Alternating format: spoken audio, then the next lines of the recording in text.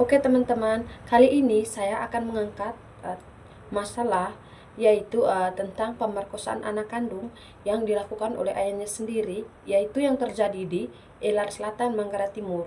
Kasus ini yaitu melibatkan pelakunya itu berusia 42 tahun yang merupakan ayah kandung dari korban.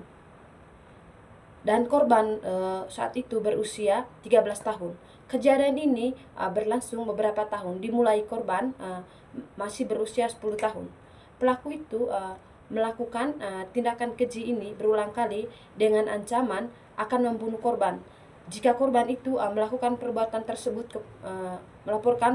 tersebut kepada orang lain, termasuk ibu kandungnya sendiri, dia akan mengancam membunuh korban.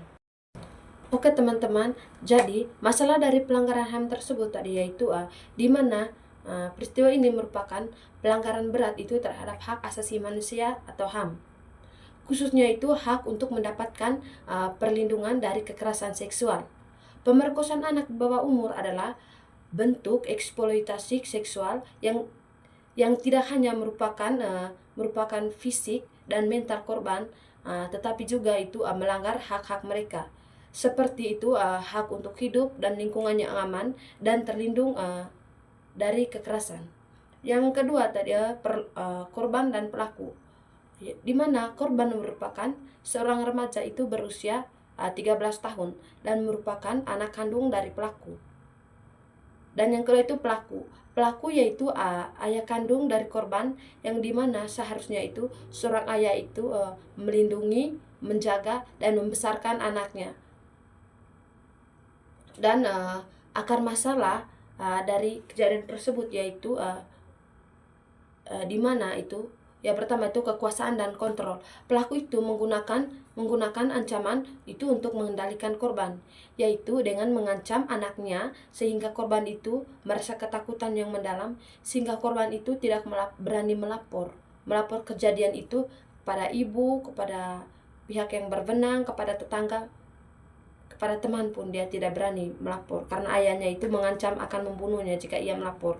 Dan yang kedua itu ketidakpuasan seks, di mana itu ayahnya itu merasa ia tidak puas mungkin dengan ibunya melakukan seks, maka ia melampiaskan nafsunya itu kepada anaknya. Dampak masalah itu ada dua. Yang pertama jangka pendek dan yang kedua jangka panjang. Yang pertama jangka pendek. Jangka pendeknya itu yaitu pertama tuh trauma psikologis bagi korban, yaitu yang menyebabkan gangguan mental itu seperti depresi, kecemasan, yang kerusakan fisik akibat tindakan pemerkosaan tersebut. Yang kedua itu jangka panjang.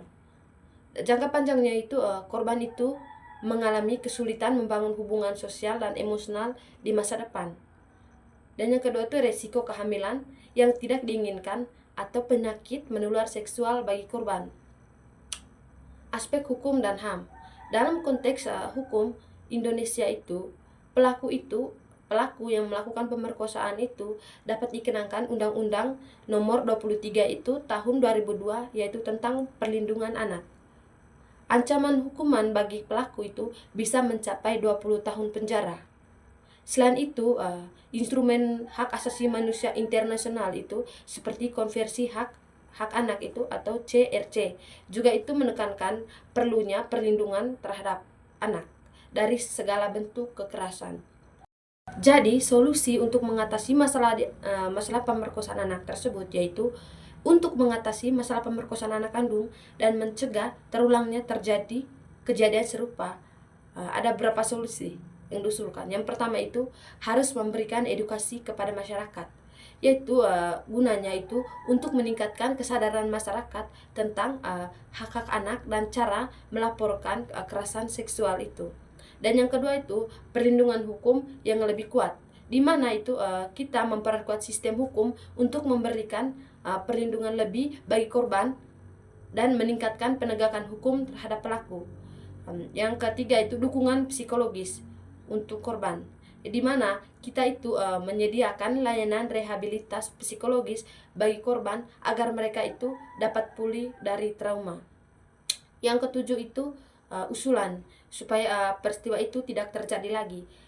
Usulannya yaitu yang pertama itu pendidikan seksual yang komprehensif dalam kurikulum sekolah untuk membantu anak-anak itu memahami batasan-batasan pribadi mereka. Dan yang kedua, program intervensi dini, yaitu membangun program intervensi dini yaitu untuk mendeteksi tanda-tanda kekerasan dalam rumah tangga sebelum menjadi lebih. Oke teman-teman, itu saja video yang saya paparkan. Jika ada kesalahan dalam pembuatan video, mohon maaf. Sekian dan terima kasih.